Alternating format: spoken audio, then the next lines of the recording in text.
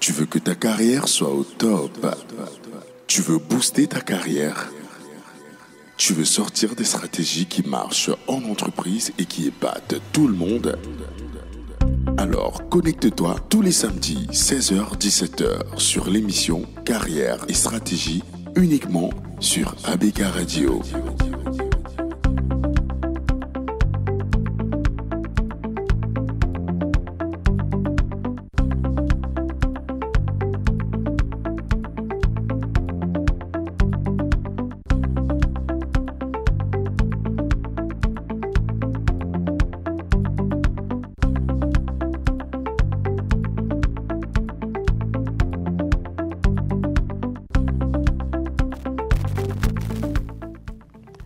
Chers auditeurs, bienvenue sur Carrière et Stratégie. Nous sommes heureux de vous retrouver pour une nouvelle édition de l'émission qui vous donne des stratégies, des conseils pour développer vos entreprises, mais également booster vos carrières. Je suis Eric Conchou à la présentation. Comme d'habitude, je suis avec Marthe. Bienvenue, très chers auditeurs. Et nous sommes mis en onde par Kevin Serge Mongo. Merci pour ton expertise, Kevin Serge. Merci, Serge. Le thème d'aujourd'hui est super intéressant, comme tous les thèmes de carrière et stratégie, sans vouloir se vanter, sans vouloir nous vanter.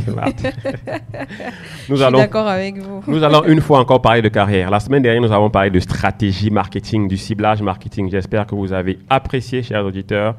Nous ne sommes pas seuls. Vous savez qu'on a toujours des experts qui viennent nous aider, nous édifier. Nous sommes avec la directrice marketing, communication et engagement client de Union Bank of Cameroon PLC. Oh là là Madame Son Aldabella Emily. Bienvenue sur ABK Radio. Merci. Bienvenue Aldabella. Merci beaucoup pour l'invitation. Merci.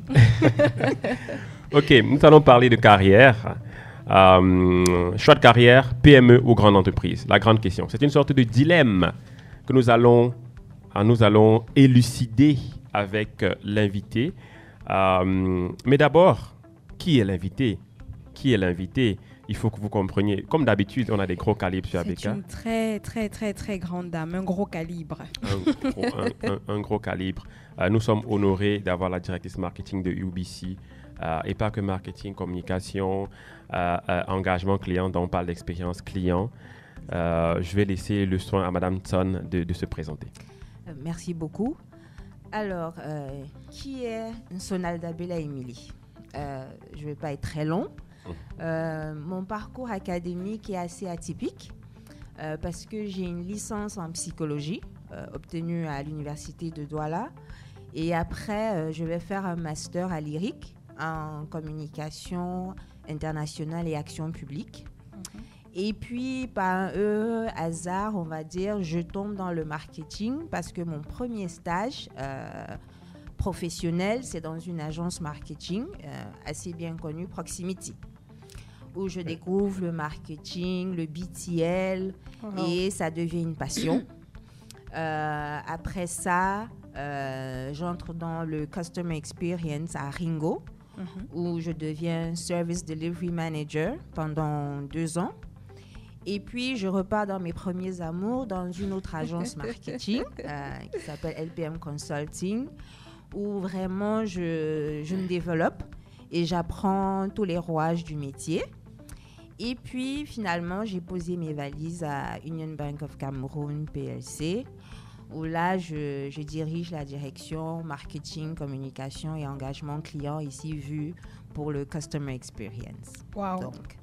C'est un très gros portefeuille. On a envie d'applaudir, Eric, de la psychologie à la direction marketing. Oui, mais bravo. Tout bon marketeur est un bon psychologue. Je suis d'accord. Tout à fait. Oui, il faut connaître les hommes, sociologues, psychologues, je pense. Donc, il faut connaître les hommes pour pouvoir leur proposer des choses qui les intéressent et pour pouvoir modifier leur comportement. Ah, ça, c'est très utile. It comes in very handy. Vous êtes des manipulateurs, vous les marketeurs. On vous connaît. Voilà, c'est ça. J'espère que nous ne serons pas manipulés sur ce plateau aujourd'hui. Nous l'espérons bien. Non. En tout cas, tant que notre directrice nous amène vers les bons choix qu'il faut, carrière, développer sa carrière, qu'est-ce qu'on doit faire? Est-ce qu'on va en grande entreprise? Est-ce qu'on va en PME? Est-ce que vous avez des conseils ou alors qu'est-ce que vous voulez dire en entrée de jeu sur ce thème? Alors, en entrée de jeu, je vais revenir sur le titre, choix de carrière, parce qu'il faut se demander quoi les éléments qui entrent dans le choix de sa carrière. Il y a différents éléments. Ça peut être effectivement la taille de l'entreprise, est-ce une petite, est-ce une grande entreprise. Ça peut être la rémunération qui va me pousser vers une entreprise où je sais qu'il y a les salaires sont à cette hauteur-là. Ça peut être la culture d'entreprise. Hein. Ça peut être je veux une entreprise où j'aime ce dress code, où j'aime l'ambiance. Il y a plein de facteurs franchement qui entrent dans le choix qu'une personne fait dans sa carrière. Mais c'est vrai qu'aujourd'hui, la thématique est recentrée sur PME ou grande entreprise.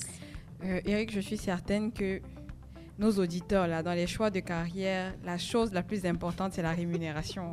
Les histoires de culture d'entreprise, environnement. Vous m'avez pris les mots dans la bouche, Marthe. Vous m'avez pris la culture d'entreprise, est-ce que ça compte vraiment, Madame Son? Oui. Je pense que souvent on se dit que ça ne compte pas tant qu'on n'est pas dans cette entreprise-là. Parce que la culture d'entreprise peut faire en sorte que, quel que soit le salaire qu'on a, on se dit que ça ne vaut pas la peine. Parce que quand on se lève le matin, qu'on n'a pas envie d'aller au travail, c'est qu'il y a un problème. Souvent, on peut accepter une rémunération moins importante, mais parce que l'environnement de travail est meilleur.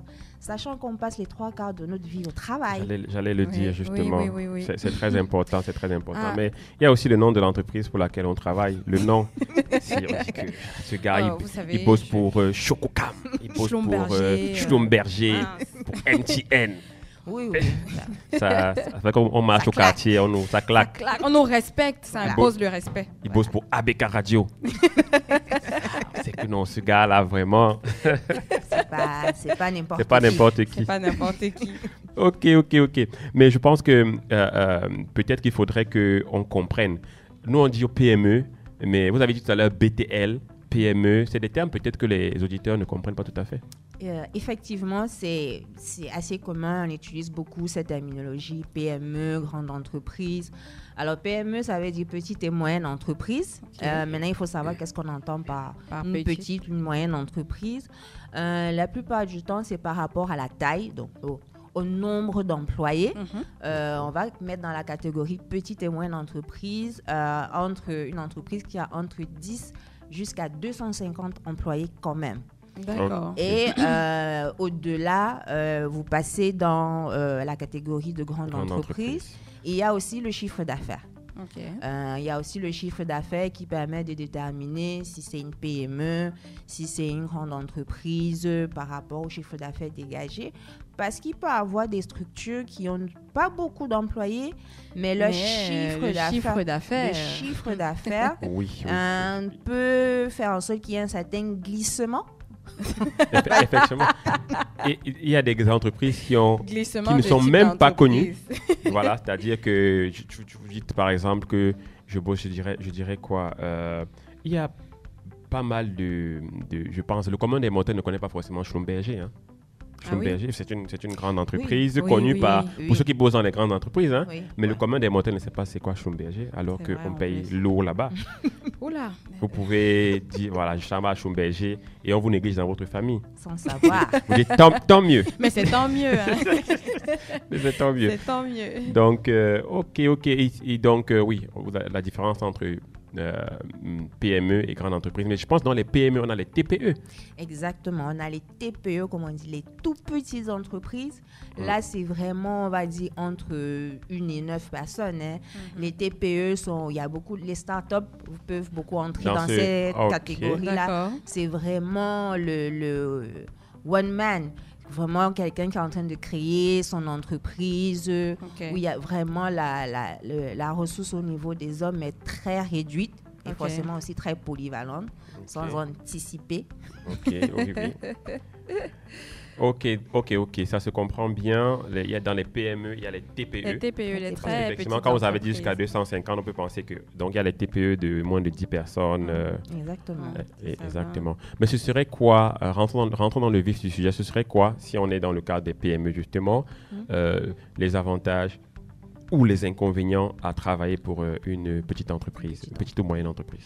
Alors, les avantages, déjà de par la taille, comme on disait, en termes d'employés et même de structure, souvent, le bureau n'est pas très grand, on n'est pas éparpillé dans la ville ou dans le pays. Donc, il y a une certaine proximité, on a une certaine accessibilité, on va dire, que ce soit au niveau du directeur. Il n'y a pas une très grande dichotomie. Au niveau de la structure, hiérarchiquement, on interagit plus facilement. D'accord. Ce qui peut être source d'épanouissement parce que c'est souvent frustrant quand on a l'impression que la hiérarchie est très loin de la réalité. Donc, il y a cette proximité-là qui est souvent vue comme un avantage dans les PME.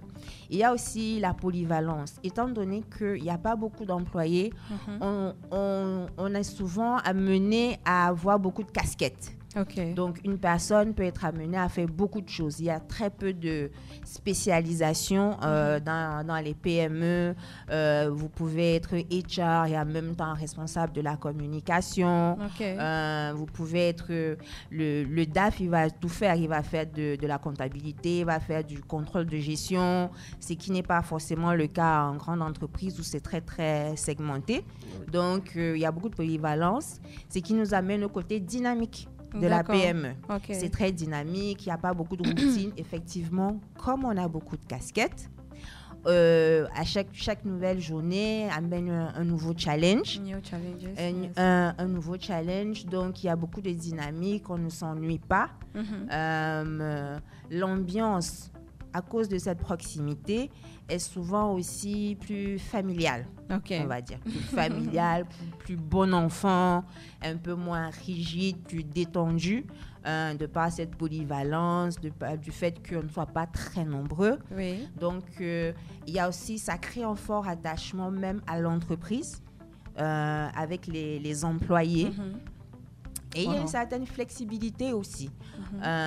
Exactement. Comme c'est une ambiance assez familiale, ça veut dire qu'on se connaît mieux. Oui. On est aussi plus tolérant sur certaines choses. Ça peut être des problèmes au niveau personnel qui peuvent avoir un impact. Il y a souvent plus de flexibilité à gérer la vie personnelle, contrairement souvent aux grandes entreprises où vraiment vos problèmes, monsieur, on peut pas, on n'est pas là pour gérer ça. Donc, je pense qu'il y a tous ces différents aspects-là qui sont de grands avantages dans la PME. Dans la PME. À vous entendre parler de la PME, on a envie de démissionner si on travaille dans une grande entreprise pour y aller. Hein.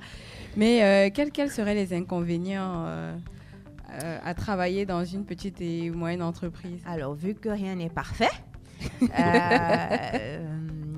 les avantages entraînent un peu les inconvénients, dans un sens où, effectivement, comme on demande beaucoup de polyvalence, ça augmente aussi souvent la charge de travail. Mais là, je prends un peu mon expérience à moi en agence marketing, où on vous demande de faire beaucoup de choses à la fois, même quand on est sur le terrain au niveau des opérations. Oui. Et aussi, les heures de travail sont souvent très rallongées. Et malheureusement, étant donné que c'est une petite entreprise comme on dit au quartier, qui se cherche encore, il y a souvent beaucoup d'instabilité financière. Donc, la charge de travail n'équivaut pas souvent à la récompense financière. Vous avez dit quelque chose qui m'interpelle. Une entreprise qui se cherche encore. Oui. Je pense comprendre à peu près à quoi vous voulez faire référence. Il est vrai, c'est mon avis à moi, que dans les petites entreprises, parfois on vend un rêve aux employés qui n'arrivera jamais.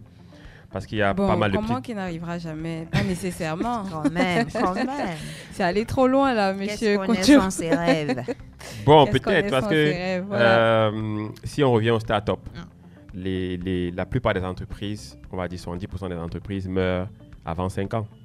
On peut faire croire à ses employés qu'on va toucher le toit du monde toucher le ciel. Mais on veut, ce n'est pas pour autant qu'on ne veut pas le faire. Mais en tant que responsable, on leur a vendu du rêve si 3 ans après on fait. Oui, mais bon, il faut bien vendre ce rêve-là, sinon personne ne viendrait. Il faut rêver. Après J'entends la directrice marketing parler. Non, après, c'est comme on dit, it's a leap of faith. Après, quand on décide de venir, on décide d'y croire, de prendre le risque. En fait, hein, c'est un peu ça. On décide de participer à une aventure, de construire un projet. Et ça, c'est quand même une émulation. C'est un peu ça dans les PME. C'est une émulation. Cet esprit de famille-là, c'est vraiment une autre chose qu'on veut faire grandir. Et on accepte les inconvénients, on accepte les retards de salaire, on accepte le fait qu'il n'y a souvent pas la CNPS, donc forcément si on ne paye pas les cotisations, donc la retraite, on n'y pense pas. On n'y pense pas. On n'y pense pas. Souvent, les employés ne sont pas assurés. OK. C'est une réalité. Wow. Mais on accepte. Et comme vous dites, il y a aussi la faillite qui peut arriver. Ça fait mais partie c'est vrai de qu'on ces apprend, vous l'avez dit dans les avantages, qu'on apprend avec la polyvalence, on apprend beaucoup. On grandit en compétences. Okay. Et peut-être que ça peut compenser un peu ces inconvénients dont on vient de parler. Okay. And given that in small enterprises you learn a lot, what do you think concerning young graduates in terms of choice of companies where they want to work? Would you advise that they go towards small and medium enterprises? I personally would advise it 100%. Ah, okay. Especially in my domain, but I think it's also the truth in other domains. When you're a young graduate, you have a lot of theory. Okay. You have a lot of dreams. And I think it's really beneficial for you to be in a small environment, yes, where you can develop really your talent. You can discover your potential. Yes. Because in corporate world, you already have to know what you want. There's no time really for some development with raw talent, which is time that they have in small structures, and they understand that you're not fully operational yet. Wow, thank you so much. I would have loved to have this advice when I started. When I graduated from the university. Thank you. I will come back to French. Okay. Mais le thème d'aujourd'hui, c'est vraiment un peu comme un dilemme pour moi. Glissement de langue. Oui.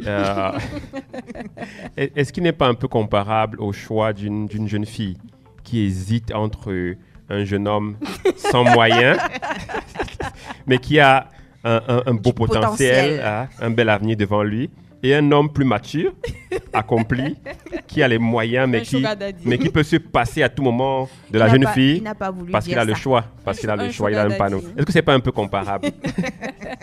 Madame Todd, je ne me prêterai pas à ce jeu. Joker, on peut dire Joker. Ok, bon. On va donc passer aux avantages de la grande entreprise. Parlons de la grande entreprise. Alors, parlons de la grande entreprise. Le rêve de beaucoup, hein? Oui, la grande entreprise, la multinationale. Oh yes. Alors, comme avantage, bien sûr, le salaire. Oui. La rémunération est souvent meilleure. Les avantages aussi, en termes d'assurance, de couverture, maladie, de la cotisation au niveau de la CNPS. Il y a aussi beaucoup d'autres avantages qui sont mis en place vraiment pour l'épanouissement de l'employé. Oui. Il y a la stabilité financière. Il y a très peu de chances qu'elle tombe en faillite. Bon, bien sûr, ça peut arriver. Hein. Et après, même si ça arrive, on est dédommagé. Exactement, on est dédommagé. On a un certain parachute qui nous permet de tenir le temps de se remettre en selle. Aussi, au niveau de la construction de sa carrière, souvent dans les grandes entreprises, il y a beaucoup plus en termes de développement professionnel. Ça veut dire que vous avez plus d'opportunités de faire des formations, de faire des séminaires. En termes de ressources humaines, il y a ce plan de carrière et de développement qui est souvent mis en place. Oui. C'est vrai que c'est souvent dans un domaine bien précis parce que comme il y a une forte spécialisation, une segmentation des métiers, mais dans ce métier-là, vous vous développez facilement, c'est beaucoup plus structuré. Donc, il y a une certaine visibilité, une projection que vous pouvez faire sur votre carrière. Et en grande entreprise, on a une certaine visibilité, une interaction avec les personnes de notre... on va dire notre microcosme professionnel qui permet une construction de son réseau qui plus tard peut nous servir dans notre carrière. Oui, ça c'est très vrai. Je ne suis pas surpris qu'il y ait autant d'avantages à travailler dans une grande entreprise. Je pense que vous dire, ça peut être trivial pour les auditeurs, mais il y a des inconvénients, mais on gardera les inconvénients pour tout à l'heure. On va les laisser rêver un peu. On va les laisser rêver un moment. Donc... je vais résumer peut-être ce qu'on s'est dit jusqu'ici, parce qu'on a déjà dit pas mal de choses. C'est très intéressant. Très intéressant. Donc, une heure, c'est petit, là. Oui. Donc, on va dire que pour la PME, les avantages, ça va être la proximité avec les dirigeants, la polyvalence, parce qu'on fait plein de choses, donc on développe ses compétences plus rapidement. Dans des domaines variés. Oui. Le dynamisme, voilà, c'est assez dynamique. Ça bouge, la bonne ambiance qu'il pourrait y avoir parce qu'on est plutôt proche et on peut prendre en compte plus facilement vos problèmes personnels, on va dire ça comme ça. La flexibilité qu'il peut y avoir dans la gestion du temps, même si ça peut demander aussi beaucoup de temps de travail quand il faut rallonger les horaires parce qu'on veut absolument gagner ce marché ou ainsi de suite. Les inconvénients, il y en a cité un en termes de temps de travail, l'instabilité financière, les avantages sociaux qu'il n'y a pas toujours, l'assurance qu'il n'y a pas toujours, l'assurance santé qu'il n'y a pas toujours. On sait combien la santé coûte cher au Cameroun. L'entreprise peut faire faillite, elle est jeune. Si elle est jeune, elle peut faire faillite parce qu'on est encore en train de se chercher, de se construire. Voilà. Pour les avantages de la grande entreprise, meilleur salaire, avantages sociaux, stabilité financière, on peut se bâtir un réseau plus facilement. Une belle carrière. Une belle carrière. Voilà. Donc, c'est ce qu'on s'est dit. C'est ce qu'on s'est dit jusqu'ici. On va garder les inconvénients de la grande entreprise pour plus tard. Serge, je pense qu'on va prendre une pause musicale avec Manu Dibango. Je vous dirai pourquoi le choix de Manu Dibango tout à l'heure. Soul Makossa, chers auditeurs. Oh, Soul Makossa.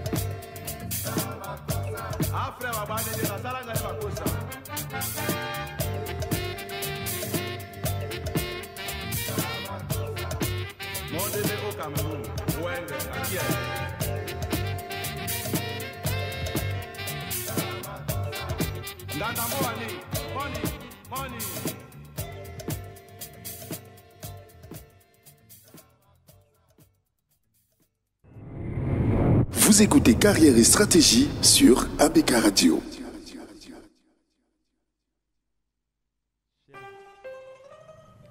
Chers auditeurs, nous avons promis de vous dire pourquoi le choix de Soul Makossa de Manu Dibango. Manu Dibango a été un très grand. Ça a été un très grand. Et il a eu l'humilité de travailler même avec les plus petits. Donc, qu'il s'agisse de grands, de petits, de grands studios, de grandes entreprises ou de petits studios de petites entreprises, Manu était le même. Il était toujours excellent dans ce qu'il faisait. Je vais passer la parole à Marthe. Marthe, nous allons détailler aux auditeurs une nouvelle chronique. Mais c'est la deuxième là sur la puissance du focus. Oui, chers auditeurs, vous êtes bien sur Carrière et Stratégie en live sur ABK Radio.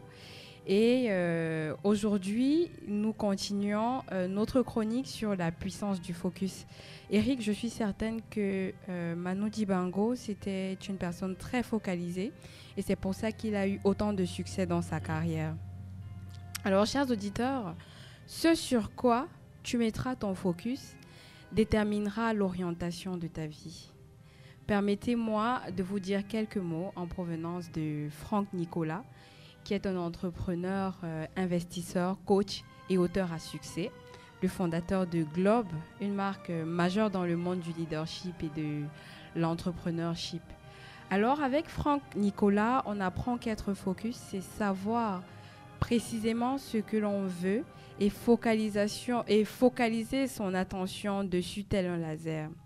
Vous ne pourrez pas obtenir ce que vous désirez dans la vie, posséder ce que vous souhaitez ou encore devenir la personne que vous rêvez d'être si votre attention se disperse dans des choses futiles. Avec Franck Nicolas, vous devez être focus pour réussir vos projets. Lorsque vous tenez une loupe au-dessus d'une feuille, si elle est immobile, elle concentre les rayons du soleil sur la feuille et finit par la brûler.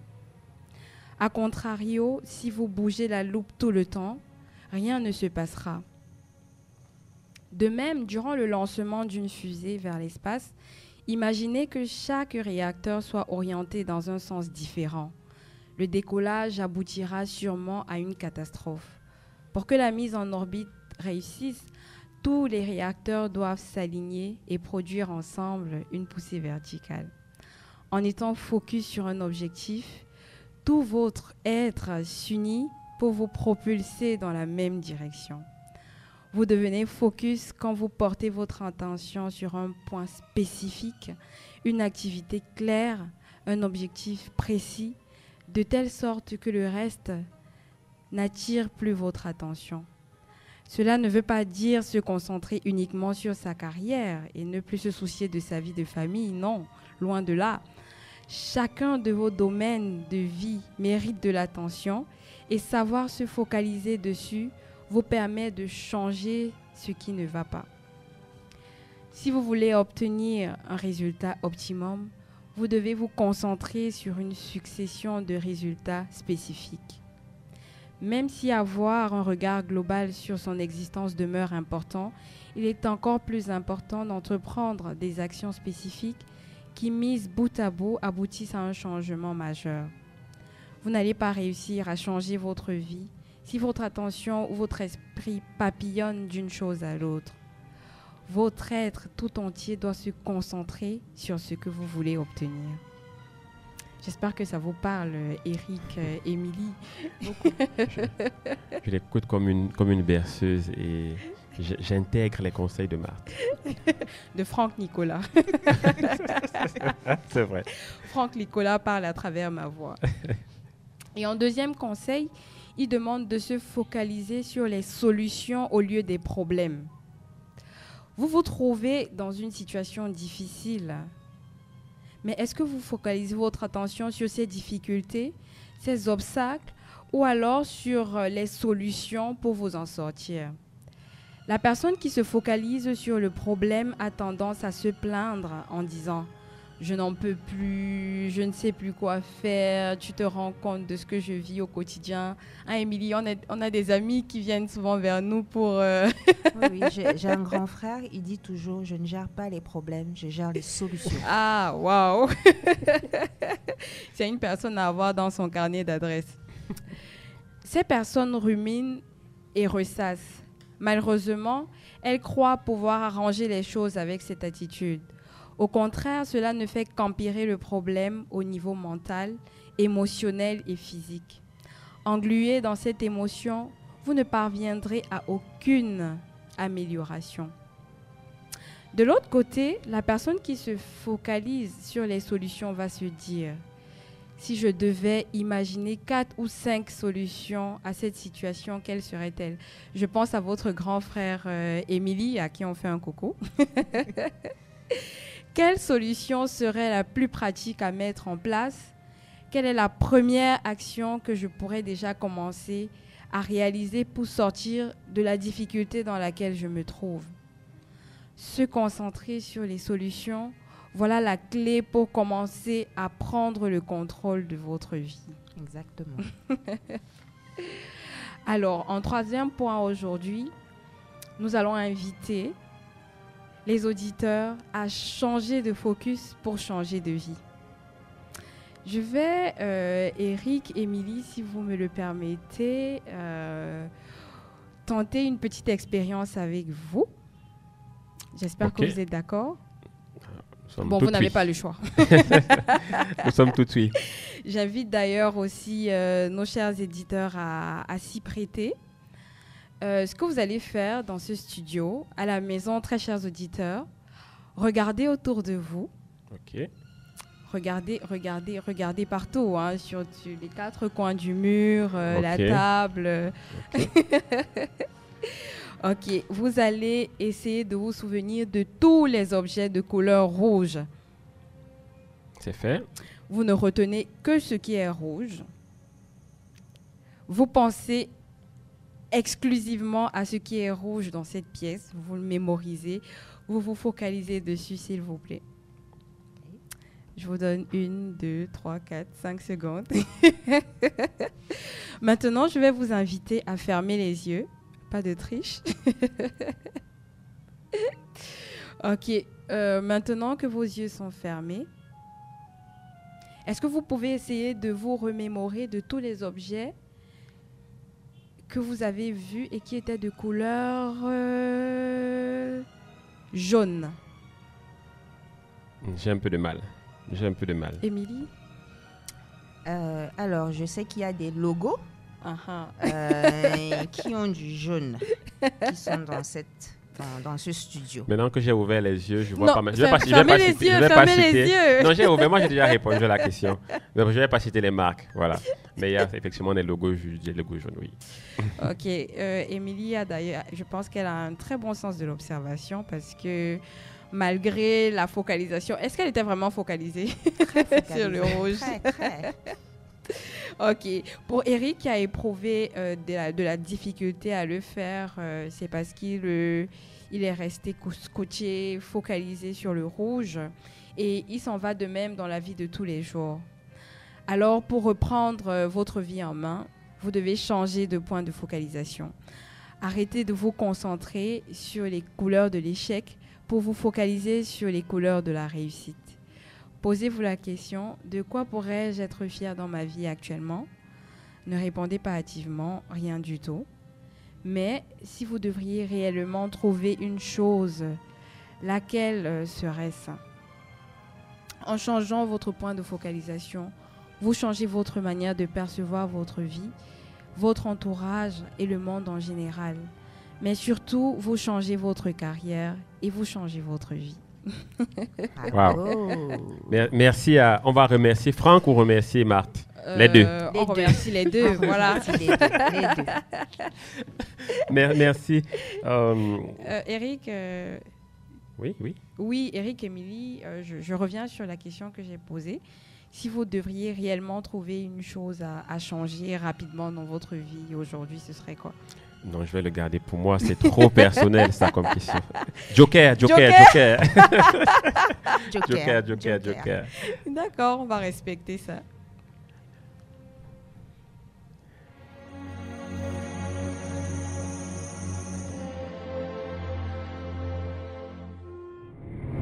Vous écoutez Carrière et Stratégie sur ABK Radio.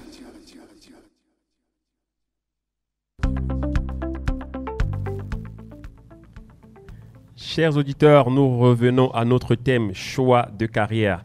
Si vous nous revenez maintenant, si vous vous connectez maintenant, vous êtes bien sûr Carrière et Stratégie. Vous le savez, vous êtes sur la 89.9 ABK Radio. Le thème d'aujourd'hui, choix de carrière, PME ou grande entreprise. Nous sommes avec Madame Son Émilie Aldabella. Oh là là, qu'est-ce que c'est beau! La directrice marketing, communication et engagement client de Union Bank of Cameroon PLC. Exact. Nous avons déjà parlé des avantages et des inconvénients de travailler en PME. Nous avons parlé des avantages de travailler dans une grande entreprise. Nous allons passer aux inconvénients.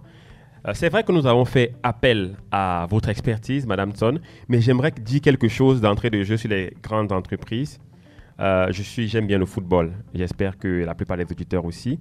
Et on remarque souvent que dans les grands clubs, quand vous y allez trop vite, les grands clubs peuvent tuer votre talent. Ah, d'accord. Le Real Madrid, FC Barcelone, on a vu les jeunes joueurs, quand ils allaient dans ces clubs-là, le fait de ne pas pouvoir jouer faisait qu'à un moment donné, ils perdaient, on va dire, leur visibilité, ils perdaient quelque part leur talent. Bon, on ne perd pas le talent complètement, mais en tout cas, ils n'avaient pas de quoi démontrer leur talent sur le terrain et après, leur valeur baissait sur le marché. Donc, est-ce qu'on a ce même phénomène avec les grandes entreprises? Est-ce qu'aller trop tôt en grande entreprise peut,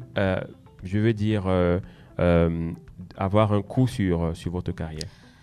Effectivement, c'est un peu ce que je disais à Marthe tout à l'heure sur l'avantage pour un jeune qui vient de sortir de l'école, qui n'a pas d'expérience, d'aller en PME. Parce qu'arriver en grande entreprise, il n'y a pas le temps pour former le talent brut, souvent. Il faut déjà avoir une certaine base. Et donc, ça peut entraîner des frustrations. Oui. Ça peut amener le doute. Parce qu'effectivement, une grande perte de confiance, parce qu'effectivement, on va vous dire que vous ne savez rien faire, vous êtes nul, et vous arrêtez de croire en vous.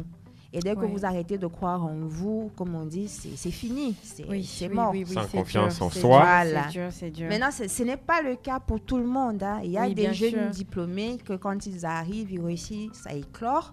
Mais je pense que ce n'est pas le cas toujours de la majorité, surtout si... Ça dépend s'il y a un programme Young Graduate. Souvent, c'est vraiment adapté à ce type de profil. Young Graduate, on vous fait le tour un peu de certains départements. Il y a un programme pour vous amener à monter en compétence sur divers types de domaines. Hein. Si vous êtes peut-être marketeur, vous aurez quand même un programme en finance pour monter en compétence en finance. Donc, vous avez une grosse polyvalence. Parce qu'on compte sur vous pour être peut-être futur dirigeant demain. C'est bien ça. Et je pense même que les grandes entreprises ont mis en place ce type de programme effectivement.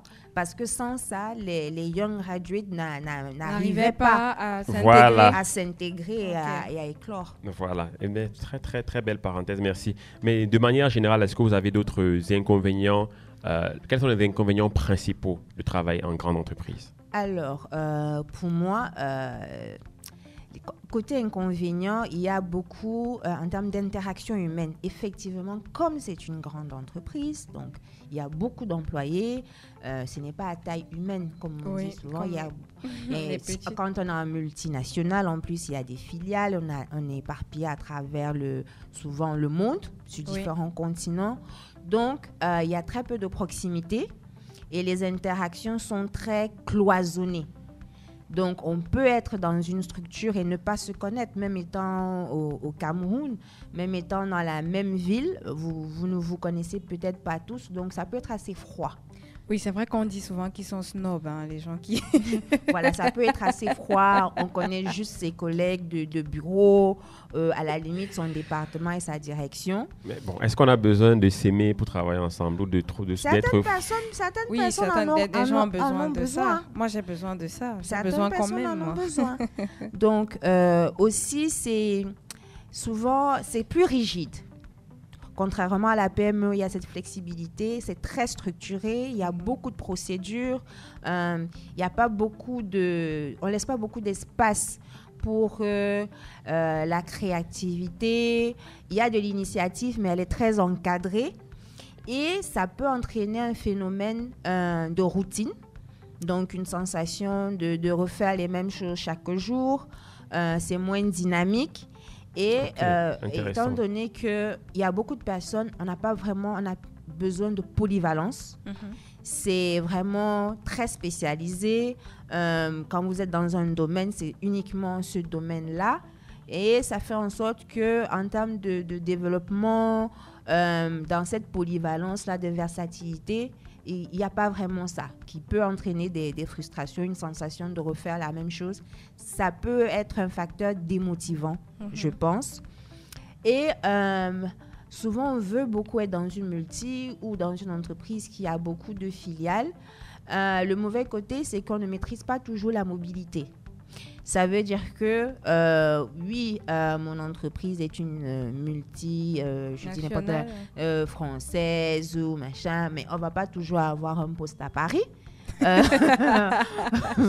Vous voyez, on ne va pas toujours avoir un poste à Paris. Oui, on peut faire toute sa carrière au Cameroun. Au Cameroun, on peut décider de vous envoyer dans, oulala, je ne sais pas quel village. C'est souvent difficile aussi quand on a une famille, on a des enfants. Et il y a cette pression-là. Refuser cette affectation peut avoir un impact sur sa carrière, ça crée des dilemmes. Pour pouvoir me développer, est-ce que je dois sacrifier ma famille, ma vie personnelle? Donc, il y a tous ces aspects-là qui peuvent être de grands inconvénients dans les grandes entreprises. Mais on gagne beaucoup d'argent. Oui, mais dans les grandes entreprises, on parle aussi souvent de burn-out, de mal-être au travail. Est-ce que c'est plus spécifique aux grandes entreprises ou alors dans les PME, on a aussi des cas comme ça? Moi, je pense que c'est une réalité dans le monde du travail, vraiment, quelle que soit la taille. Et c'est aussi beaucoup lié à la culture d'entreprise. Il y a des entreprises... disait d'entrée de jeu que la culture d'entreprise, c'est pas important. Eric, j'espère que vous avez compris que la culture d'entreprise, c'est capital dans le choix de carrière. J'ai fini par le comprendre. Grâce à notre experte, Madame Ton, j'ai fini par le comprendre. Même si, sans vous couper, on parle de culture, de passion, d'apprentissage. Bon, je reste sur le point que c'est pas ça qui nourrit la famille. Il y a un musicien qui dit il veut soigner sa maman. Si ça me permet de soigner ma mère, tant mieux. Voilà, je préfère, moi, je dirais, bosser là où je gagne suffisamment d'argent pour nourrir ma famille et soigner ma mère. Quitte à ce que vous soyez stressé, qu'on n'apprécie pas votre travail. Il y a le vendredi pour ça, pas déstresser. Après, chacun sa source d'épanouissement. Ce qui motive une personne ne motive pas forcément une autre personne. Effectivement. Mais vous avez dit quelque chose d'intéressant sur les multinationales. Il y a parfois des affectations. Ça peut être un inconvénient, mais ça peut aussi être... Un avantage. Je prendrais le cas des entreprises qui ont des multinationales, qui ont des filiales dans des petits pays, on va dire ça comme ça. Petits par rapport au chiffre d'affaires. C'est-à-dire, si vous bossez par exemple au Cameroun, le chiffre d'affaires est costaud et qu'on vous envoie, je dis n'importe quoi, au Congo, au Brazzaville, où le chiffre d'affaires est un peu plus petit. En réalité, ça peut s'assimiler un peu à un environnement, je dirais, de petite entreprise. C'est-à-dire là-bas, dans cette entreprise au Congo, j'aurais plus accès au directeur général, j'aurais plus accès au cadre du groupe, alors que si je suis resté au Cameroun, il y a tellement d'échelons que les gars du groupe, je n'ai jamais contact avec eux. Alors que dans une autre filiale plus petite, je pourrais avoir des échanges et avoir des opportunités de carrière, de progression. Effectivement, voilà. Il faut toujours voir les deux côtés. Les deux côtés de tout ce qu'on vous dit ici, il faut toujours savoir relativiser. Il faut surtout voir le verre à Mais alors, est-ce qu'il y a un profil qui correspond aux PME et un profil qui correspond aux grandes entreprises selon vous? Alors, on peut ressortir des traits de caractère. Par rapport aux personnes qui peuvent s'épanouir plus dans une PME ou plus dans une grande entreprise. De par les caractéristiques même de ce type d'entreprise-là. Concernant la PME, ce sera un profil un peu plus polyvalent. Ça veut dire qu'une personne qui est un peu touche à tout, Oui. qui n'aime pas rester dans la monotonie, faire la même chose tous les jours, il aime bien faire un peu de cela, faire un peu de ci, ça correspond beaucoup. La PME est un environnement qui lui correspondra beaucoup. Une personne qui est force de proposition, qui aime prendre des initiatives, qui est très créatif, qui est vraiment dans la disruption, va plus s'épanouir dans un environnement PME, je dirais même TPE, pour ce type de profil-là, comme je dis, qui n'aime pas la monotonie, qui a l'esprit entrepreneurial. Oui. Donc, vraiment, qui aime les challenges, qui aime les défis, qui n'a pas peur de l'incertitude financière où la rémunération n'est pas forcément un facteur motivant pour lui. Oui. C'est beaucoup plus l'aventure, le projet qui correspondrait à cet environnement de PME. Vouloir laisser un héritage. Vous voyez un peu, un legacy. Oui, je vois. Wow. Donc, ce serait plus ça pour un environnement de type PME. Ok. Maintenant, le profil qui serait plus adapté pour la grande entreprise, c'est des personnes qui aiment des environnements structurés, Oui. qui aiment vraiment que ce soit clair les attentes que l'entreprise a vis-à-vis d'elle en tant que personne, en tant qu'employé, Oui. qui aiment bien se spécialiser. J'aime la comptabilité, j'aime les chiffres et on ne me demande pas de faire autre chose. Je n'ai pas envie de faire autre chose. Je suis épanouie là-dessus et la grande entreprise est plus épanouissant, on va dire, pour ce type de profil-là. Pour ce type de profil-là, je pense vraiment quelqu'un qui recherche l'expertise et la spécialisation dans son domaine, même s'il veut grandir.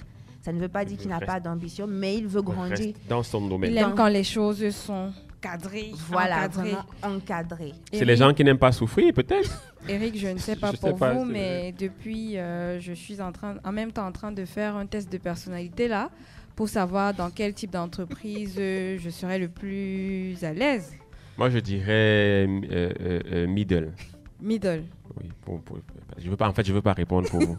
Non, je parle pour moi, je ne sais pas pour J'ai vous, compris. mais c'est pour inviter les auditeurs en même temps de prendre très au sérieux ce que notre experte est en train de développer là. Voilà. Quel est votre profil? Elle vient de décrire votre profil? deux profils. Quel est votre profil? On essaie d'être détendu, mais vraiment, merci pour tous ces conseils précieux que vous donnez à nos auditeurs. Madame Ton, merci beaucoup. Mais est-ce qu'il y a, je dirais, des facteurs, on va dire, personnels, des facteurs personnels qui peuvent déterminer, in fine, le choix de carrière, de bosser en petite ou en grande entreprise? Effectivement, au-delà du profil, il y a vraiment des aspects qu'il faut prendre en compte. Parce que la vie est une évolution. C'est comme un cours d'eau. Ça évolue constamment. Oui. Même notre caractère, le profil, ça dépend de beaucoup de choses. Donc, pour moi, il y a 3 grandes choses qu'il faut prendre en compte pour déterminer son choix de carrière. Et il faut savoir que ce choix de carrière est évolutif. Oui. Il est fait dans le temps. Ça veut dire que dans un instant T, quels sont mes objectifs professionnels à court terme, donc à l'instant, à moyen terme, à long terme. Par rapport à ces objectifs-là, quel type d'entreprise répond à ce besoin-là? Mes objectifs personnels, familiaux, sociaux, donc vraiment qui ne sont pas forcément liés au métier, mais tout ce qui est autour. Et puis le stade de vie, où est-ce que je suis dans ma vie, dans ces différents endroits-là, professionnels, personnels. Est-ce que je viens de sortir de l'école? Est-ce que j'ai 3, 4, 5 ans d'expérience, mais je ne suis plus motivée par ce que je fais? J'ai envie maintenant dans ma vie d'essayer autre chose. Donc, pour moi, il faut se dire que le choix de carrière peut être évolutif vraiment en fonction du stade de vie. Où est-ce que j'en suis maintenant? Et ça me permet de revenir un peu sur la chronique de tout à l'heure, qui parlait du focus et de pouvoir clairement visualiser. En fait, il faut pouvoir visualiser ce qu'on veut faire, où est-ce qu'on veut être. Et cette visualisation va nous aider en fait à faire notre choix, à orienter notre choix. Parce que quand c'est clairement dit, c'est clairement pensé, alors ça se réalise ou les choses se mettent en place plus facilement pour que ça se réalise. Donc, c'est d'abord un fort travail d'introspection. Oui. Il faut être honnête dans cette introspection-là, vraiment, et mettre sur la table qu'est-ce que je veux, qu'est-ce que j'ai aujourd'hui, et par rapport à ce que je veux demain, qu'est-ce que je dois faire. Et ça nous permet de savoir est-ce qu'il faut que je recherche plutôt une PME ou une grande entreprise. Ok. J'ai une question par rapport à ça, justement. Vous avez parlé d'objectifs professionnels, objectifs personnels et stade de vie. Imaginons un profil, une persona, quelqu'un qui a 50 ans. Qui a 50 ans. Est-ce que vous diriez que quelqu'un qui a 50 ans, qui a une famille, est-ce que vous le conseillerez d'aller dans une start-up, par exemple? Honnêtement, je dirais non. Mais ça, c'est moi. C'est quelqu'un qui aime le risque. Oui, mais non, mais c'est pour ça que je dis ça, c'est moi. Laissez-la répondre. Moi, ça, c'est moi. Je pense que c'est un grand risque, surtout si on a une famille, que c'est un grand risque. Maintenant, si on n'a pas de famille, on est tout seul, c'est sa vie. Si c'est ce qui me motive en ce moment, j'ai envie de tenter l'aventure, devenir un aventurier à 50 ans, aller pour la passion, c'est bien. Maintenant, même avec une famille, si on a mis en place une certaine structure, une certaine sécurité, une stabilité, pourquoi pas? Si c'est ce dont on a besoin, après, tout ce qu'on fait, c'est être heureux. Quand vous dites structure, stabilité, à quoi vous faites référence? L'argent. Bien sûr, on ne va pas manger les cailloux, Eric. Donc, si vous êtes déjà riche, on va dire ça comme ça, établi, vous avez déjà une maison, vous avez déjà garanti un ensemble de choses.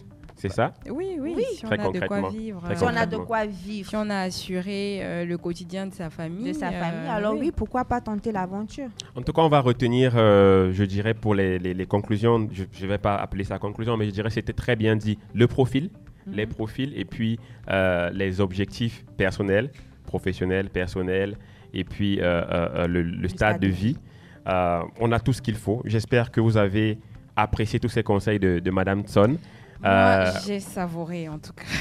Moi aussi, j'ai passé un très bon moment. On va vous remercier d'être venu sur le plateau de Carrière et Stratégie. C'est moi qui vous remercie. La meilleure, sinon la seule émission business du Cameroun. C'est sur ABK Radio. Chers auditeurs, restez connectés sur la 89.9. Il y a d'autres programmes qui arrivent. Restez connectés, c'est toujours très intéressant. ABK Radio, nous remercions Madame Tson une fois de plus. Merci Marthe. Merci chers auditeurs. Merci à Kevin Serge pour la mise en onde. Ton expertise, merci pour tout et à bientôt sur Carrière et Stratégie. À bientôt sur Carrière et Stratégie.